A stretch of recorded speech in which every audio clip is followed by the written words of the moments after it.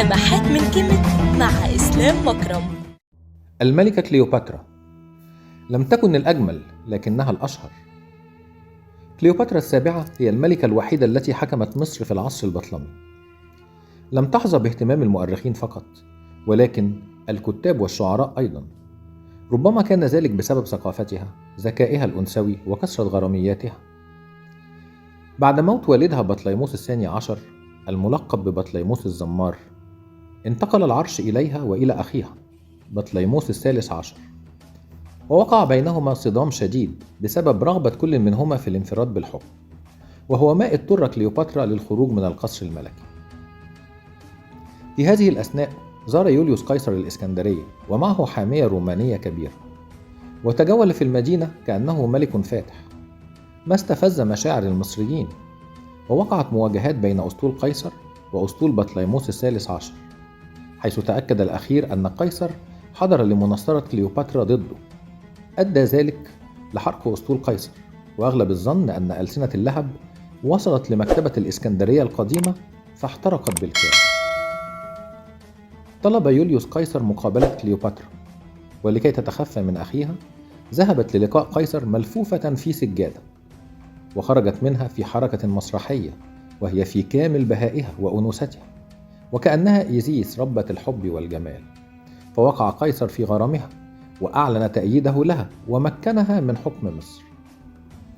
كانت كليوباترا شديدة الطموح والذكاء أيضا، ولضمان استمرار تأييد قيصر لها عاشت معه قصة حب لعدة أشهر في رحلة نيلية حملت خلالها طفلا منه.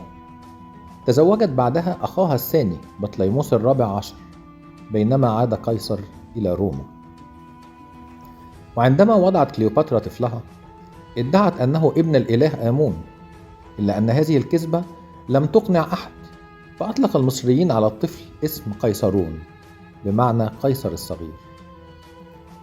بعدها زارت كليوباترا قيصر في روما ومكثت هناك عامان، استخدمت مفاتنها الأنثوية في الإيقاع بمارك أنطونيو.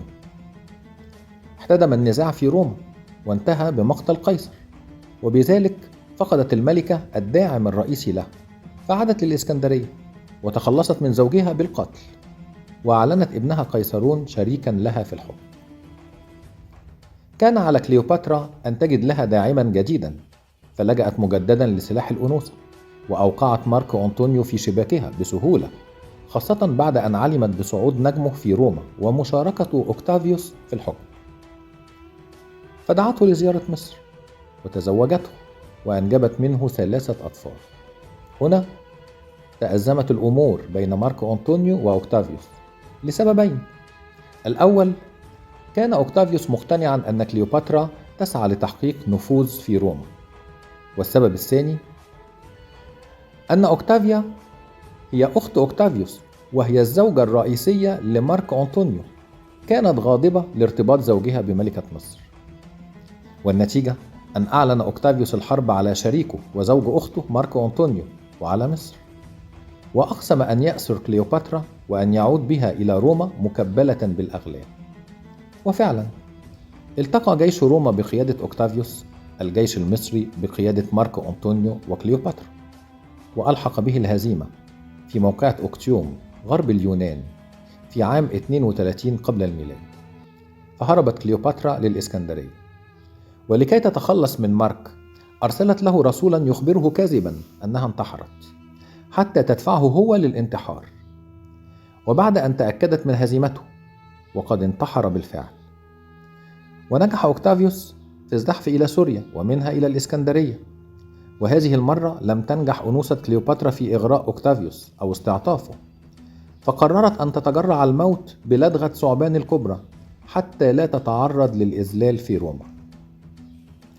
وبذلك تسببت كليوباترا برعونتها ومغامراتها العاطفية في القضاء على دولة البطالمة وعلى استقلال مصر، التي صارت منذ ذلك الحين ولاية رومانية.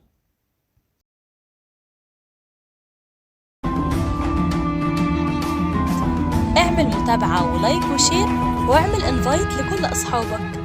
كيميت أصل كل شيء.